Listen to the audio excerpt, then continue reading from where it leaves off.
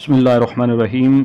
Fail लाज़िम और fail मुतअद्दी की पहचान को लेकर बहुत से तलबा परेशान होते हैं, तो उनके लिए आज का ये सबक बहुत ही अहम है कि इस सबक के अंदर मैं फ़ेल लाज़िम की 17 अलामात बताऊंगा कि उन 17 अलामात को याद कर लेने के बाद इंशाअल्लाह फ़ेल लाज़िम की पहचान मुश्किल नहीं रहेगी, बहुत ही आसान हो जाएगी।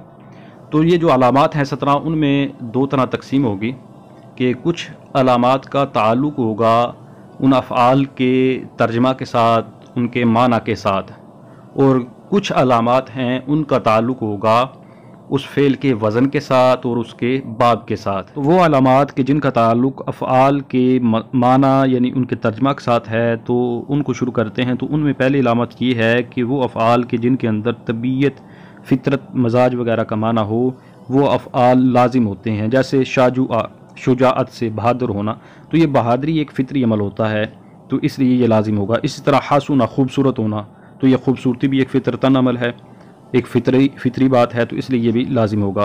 तो इसी तरह बुरा होना, कभी होना, जिनके माना ये हों, वो भी फ़ेल लाजिम होंगे।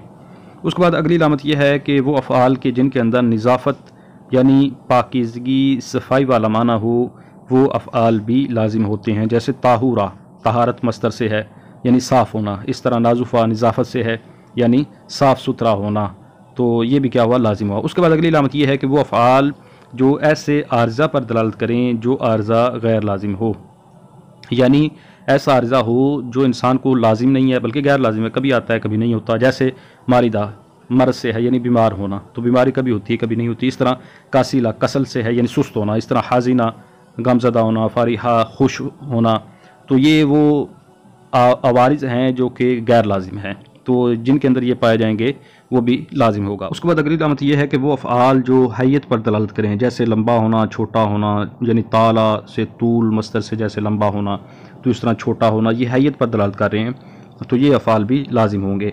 उसके बाद अगली अलामत ये है कि वो अफ़आल के जिनके अंदर गलाज़त वाला माना हो, यानी मैल वाला उनके अंदर माना हो, तो अफ़आल लाजिम होते हैं। जैसे काज़िरा, कज़र मस्तर से है, गंदा होना, मैला होना। इस तरह वासिखा, गंदा होना, इसका भी माना ये है, तो ऐसे अफ़आल भी लाजिम होते हैं।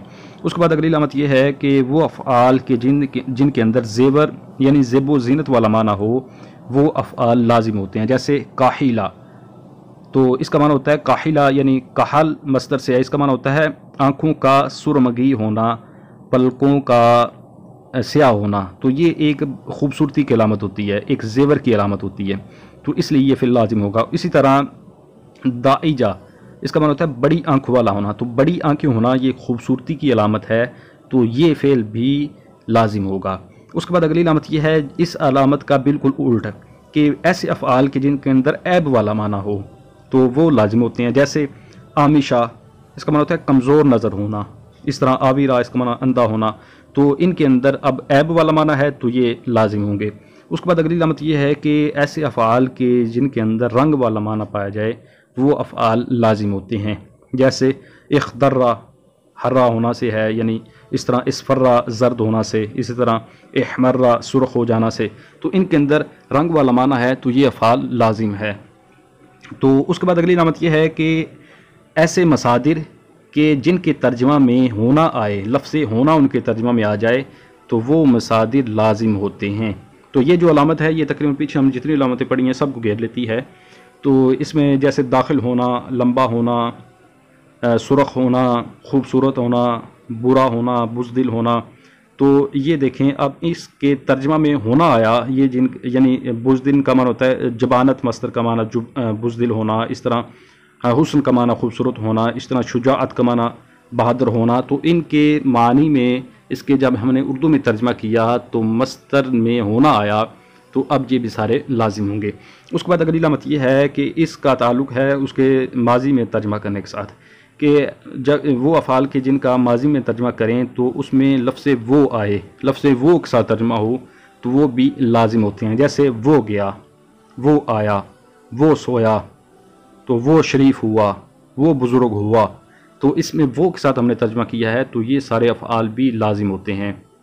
और ये वो अलामात थीं कि जिनका ताल्लुक़ था तर्जमा के साथ, उर्दू तर्जमा के साथ, उसके माना के साथ। अब वो अलामतें देखते हैं कि जिनमें तर्जमा करने की ज़रूरत नहीं है اس میں بس اس کو دیکھتے ہی، اس کا وزن دیکھتے ہی، اس کا باب دیکھتے ہی پہچان ہو جائے گی کہ یہ فعل لازم ہے یا فعل متعدی ہے۔ تو اس میں پہلی علامت یہ ہے کہ وہ افعال کہ جن کے مصادر فعول کے وزن پر ہوں، فعولن کے وزن پر جن کے مصادر ہوں، ایسے افعال لازم ہوتے ہیں، جیسے لحوقن، دخولن، تو ان کا وزن اب فعولن والا ہے تو یہ افعال لازم ہوں گے۔ اس کے بعد اگلی علامت یہ ہے کہ وہ افعال جو فاعولہ کے وزن پر ہوں، یعنی جن کی ماضی فاعولہ کے وزن پر آئے تو وہ بھی لازم ہوتے ہیں، جیسے کاروما، شاروفا، جامولا وغیرہ۔ علامت یہ ہے کہ وہ افعال جو انفعالہ کے وزن پر ہو، یعنی جن کی ماضی انفعالہ کے وزن پر ہو، یعنی باب ہو انفعال، تو وہ بھی لازم ہوتا ہے، جیسے ان کا سارا، ان تالا کا، ان صارفا۔ اس کے بعد اگلی علامت یہ ہے کہ وہ افعال کہ جن کی ماضی افعلہ کے وزن پر ہو، یعنی جن کا باب افعلال ہو، تو وہ بھی لازم ہوتا ہے، جیسے ازورا، اس طرح احمرا، اس طرح اغبرا وغیرہ۔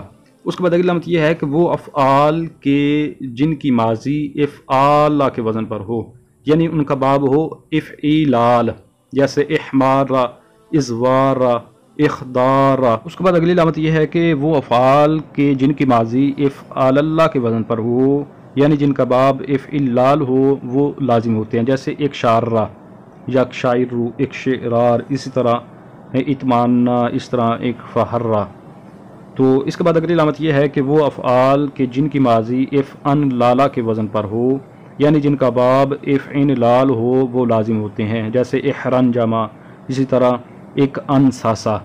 تو یہ ہماری 17 علامتیں پوری ہو گئیں فعل لازم کو پہچاننے کی۔ تو جب فعل لازم کی 17 علامات پہچان کر ان کو یاد کر لیا جائے گا تو پھر فعل لازم کی پہچان انتہائی آسان ہو جائے گی۔ تو اس کے علاوہ باقی جتنے بھی افعال ہوں گے وہ پھر ظاہر ہے کہ جب دو ہی چیزیں ہیں، دو قسم کے افعال ہوتے ہیں، لازم اور متعدی، جب لازم کی پہچان ہم نے کر لی ہے تو اس کے علاوہ باقی جتنے بھی افعال ہوں گے وہ پھر متعدی ہی ہوں گے۔ تو متعدی میں پھر یہ ہوتا ہے کہ کسی کا ایک مفعول ہوتا ہے، کسی کے 2 ہوتے ہیں، کسی کے 3 ہوتے ہیں، تو اس کی پہچان اتنی مشکل نہیں ہے۔ جو افعال گروپ ہوتے ہیں، اس طرح جو افعال تسییر یعنی جن کو افعال تحویل کہتے ہیں، ان کے 2 مفعول آتے ہیں۔ اس کے علاوہ اور بھی ہیں کہ جن کے 2 مفعول آتے ہیں اور زیادہ تر کا ایک ہی مفعول ہوتا ہے، ان کو کہتے ہیں متعدی یک مفعول، اور بعض کو کہتے ہیں متعدی 2 مفعول، متعدی 3 مفعول۔ تو اس کے ساتھ ہی آج کے اس سبق کا اختتام ہوا۔ انشاءاللہ نئے سبق کے ساتھ حاضر ہوتا ہوں، تب تک کے لیے اجازت۔ السلام علیکم ورحمۃ اللہ وبرکاتہ۔